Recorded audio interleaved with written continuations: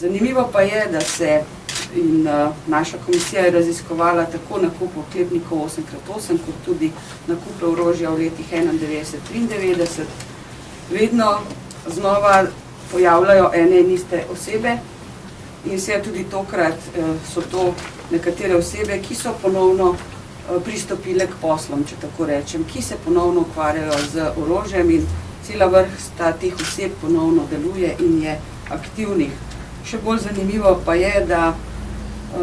se pojavljajo tudi na strani tožilstva iste osebe. Ista tožilka, ki je pred leti zavrgla, mislim, da 18 kazenskih ovadb, ki so jih spisali takrat preiskovalci in kriminalisti, mislim, da je bil med njimi tudi gospod Drago Kos, in so kasneje obležale v predalih, oziroma so bile vse po vrsti zavržene, skratka, ista tožilka ponovno je na ključni poziciji, to je generalna državna tožilka gospa Barbara Brezigar, in prav lahko rečemo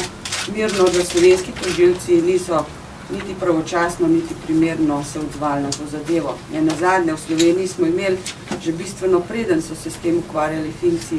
izredno sejo in imeli smo številne medijske zapise in indicije, da na tej zgodbi nekaj je narobe, pa vendarle nihče ni začel nikakršnih preiskovalnih dejanj povzročili oziroma spodbudili, če tako rečem, so šele finski preiskovalci in to bistveno kasneje. Še vedno pa je ostalo odprto vprašanje, ali so bili naši preiskovalni organi obveščeni o tem že pred letom dni in kako so na to odreagirali. Moram pa reči, da mi je v tem smislu zanimiva tudi petkova izjava ministra Karla Erjavca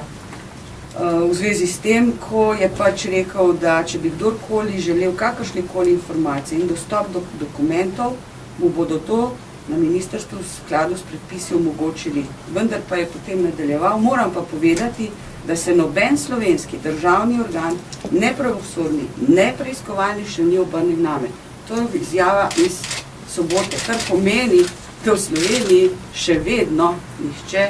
ne dela očitno aktivno na tej zgodbi, oziroma če nihče ne zahteva dokumentacije tam, kjer je največ in kjer